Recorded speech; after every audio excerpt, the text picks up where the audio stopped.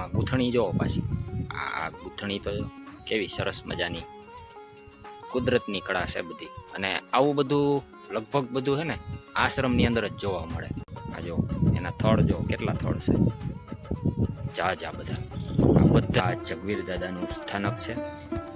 આવું સરસ મજાનું જગવીર દાદાનો આ આશ્રમ છે.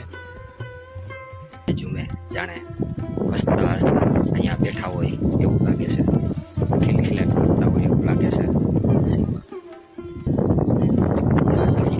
કાંઠે આશ્રમ આવેલો છે.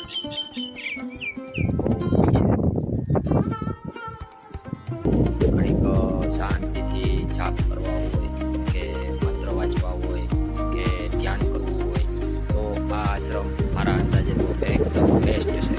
શાંતિ અને એક આનંદ મારેલો હોય. ક્યારેક આવા આશ્રમની મુલાકાત લેતા રહેજો. તો જય માતાજી મિત્રો, જય શ્રી કૃષ્ણ, હર હર મહાદેવ. તો ફરીથી તમને અને હું દર્શન કરવા માટે એક એવા દુર્લભ અને એકદમ શાંતિવાળા આશ્રમે આવી ગયો તો મેં કીધું તમને પણ એના દર્શન કરાવી દઉં. તો સરસ મજાની જગ્યા છે. જો આ જગ્યા તમને પસંદ આવે તો વિડીયોને એટલો શેર કરજો કે લોકો જોઈ અને એને પણ મન થઈ જાય કે આપણે એ દાદાના દર્શન કરવા માટે એ આશ્રમે જવું છે. તો મને તો ખૂબ સરસ મજાની જગ્યા લાગી. તમને કેવીક લાગે જોઈને પછી કમેન્ટમાં જરૂરથી કહેજો, અથવા તો હર હર મહાદેવ અથવા તો જય માતાજી, જય શ્રી કૃષ્ણ કોમેન્ટમાં લખતા જાજો અને વિડીયોને શેર કરતા રહેજો. અને ચેનલમાં જો નવા હોય અને પહેલી વાર હોય, સબસ્ક્રાઈબ ના કરી હોય તો સબસ્ક્રાઈબ જરૂરથી કરી લેજો. તો આશ્રમને દર્શન કરતા પહેલાં અહીંયા મને અદ્ભુત વૃક્ષ જોવા મળ્યા હતા. તો પહેલાં હું તમને એ બતાવી દઉં. તો ચાલો વૃક્ષ બતાવું, ત્યાર પછી આશ્રમની અંદર જે દેવસ્થાન આવેલા છે તેના આપણે દર્શન કરીએ. તો બન્યા રહેજો વિડીયોમાં છેલ્લે સુધી, બહુ મજા આવશે. તો ચાલો, હર હર મહાદેવ. જો આ આશ્રમનો એન્ટ્રી દ્વાર છે અને આ વૃક્ષ છે ને અદ્ભુત. આ વૃક્ષ અહીંથી લઈ એની ડાળ અહીંયા સુધી આવે છે. અહીંયા નીચે એમાં ગૂંથણી જોવો પાછી, આ ગૂંથણી તો કેવી સરસ મજાની કુદરતની કળા છે બધી. અને આવું બધું લગભગ બધું છે ને આશ્રમની અંદર જ જોવા મળે. આ વૃક્ષની ડાળી ઉપર જાય છે, આ પાછી અહીંયા નીચે, અને અહીંથી આ વૃક્ષ અહીંયા જોઈન્ટ થઈ અને આ મોટું બધું વૃક્ષ છે. આ જો એના થડ જો કેટલા થડ છે, જા બધા.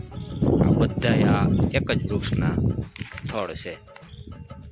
કેટલા વર્ષ જૂનું હોય છે અને કેવું અદ્ભુત છે. વાહ ભાઈ વાહ. તો આવું અદ્ભુત વૃક્ષ પણ આ આશ્રમની પટાંગણમાં આવેલું છે. અને આ બાજુ આપણે દેવસ્થાન આવેલ છે તેના પણ દર્શન કરશું. અને અહીંયા બાપુને રહેવા માટે વ્યવસ્થા પણ ખૂબ સરસ મજાની છે. હજી પણ કામ ચાલુ હોય એવું લાગે છે. અહીંયા રેતીનો ઢગલો પણ છે. બાજુમાં આવી મોટી બધી રેતી પણ આવેલી છે. તો ચાલો હવે આપણે જય જગવીર દાદા જેના આપણે દર્શન કરવાના છે. તો ચાલો હવે આપણે દર્શન કરીએ. જય જગવીર દાદા.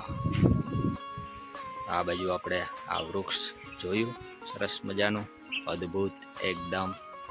અને આ બાજુ બાપુને રહેવા માટેની ખૂબ સરસ મજાની વ્યવસ્થા છે.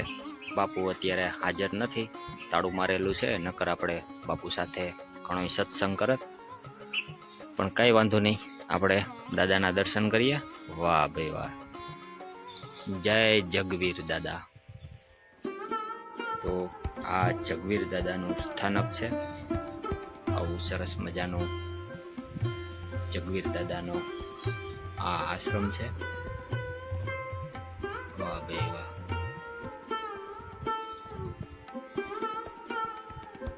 જય જગવીર દાદા.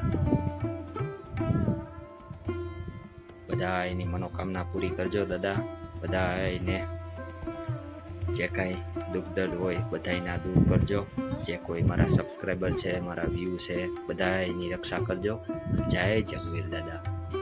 હવે આ આશ્રમને ઘુમ્મટ અને ઉપરથી સાવ ખુલ્લું છે, જેની માહિતી આપણે મેળવવી હતી, પણ અત્યારે હાલ આશ્રમની અંદર કોઈ છે નહીં, એટલે આપણે આજે ફક્ત ને ફક્ત દર્શન કરવાના છે.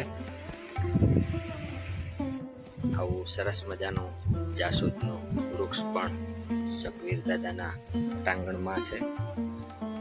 આ બાજુ સફેદ કરણ વાવી,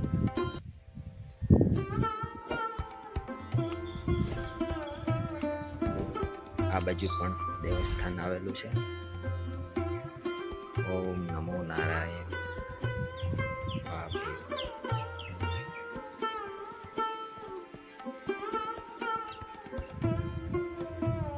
બાજુ હનુમાન દાદા હોય એવું લાગે છે.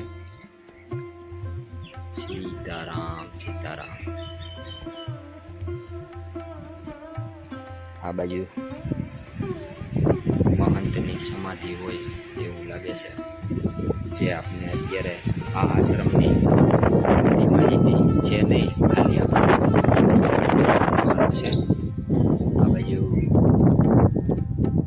છે જોઈએ.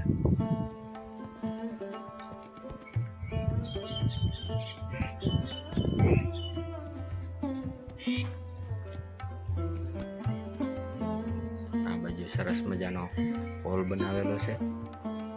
સામે ભગવાન શ્રી રામની ફોટો રૂપી દર્શન પણ છે.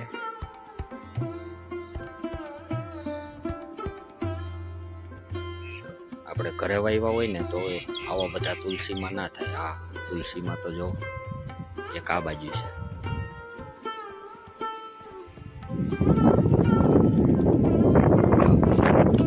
અદભુત. તુલસીમાં પણ એકદમ ઝુમે ઝુમે જાણે હસતા હસતા અહીંયા બેઠા હોય એવું લાગે છે, ખિલખિલાટ કરતા હોય એવું લાગે છે.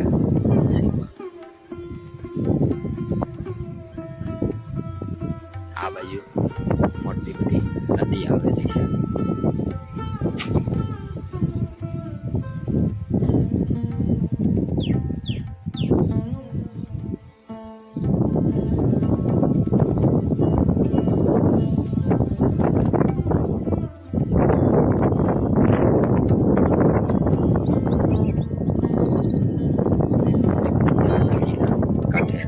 આવેલું છે.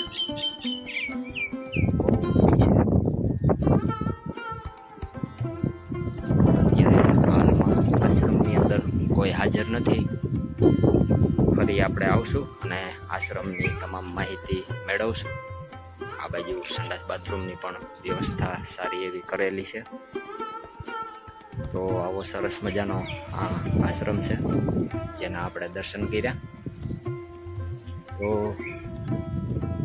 દર્શન કરી તમને કેવું લાગ્યું કમેન્ટમાં જરૂર કહેજો. આ આશ્રમ વિશે તમને કેવો અહેસાસ થયો, દર્શન કરવાની કેવી મજા આવી જરૂરથી કહેજો. અને ઝાડવા તો જુઓ મિત્રો, આ આશ્રમની અંદર ઝાઝા બધા ઝાડવા આગળ દેખાય પટાંગણમાં નકરા ઝાડવા છે. તો બાપુ ઝાડવાના ખૂબ શોખીન હોય એવું લાગે છે. તો મિત્રો શાંતિ અને એક આનંદ માર્ગ હોય ક્યારેક ક્યારેક આવા આશ્રમની મુલાકાત લેતા રહેજો. અને તમને આ આશ્રમ કેવું લાગ્યું કમેન્ટમાં જરૂર કહેજો. અને જો ઘણીક શાંતિથી જાપ કરવા હોય કે મંત્ર વાંચવા હોય કે ધ્યાન કરવું હોય તો આ આશ્રમ મારા અંદાજે તો એકદમ બેસ્ટ છે. તમને આ આશ્રમ કેવું લાગ્યું કમેન્ટમાં જરૂર કહેજો. અને વિડીયો એટલો શેર કરજો કે લોકો જોઈ અને દર્શન કરી શકે. તો મળશું એક નવા વિડીયો સાથે. ત્યાં સુધી બધાને મારા જય માતાજી, જય શ્રી કૃષ્ણ, હર હર મહાદેવ, જય ગિરનારી.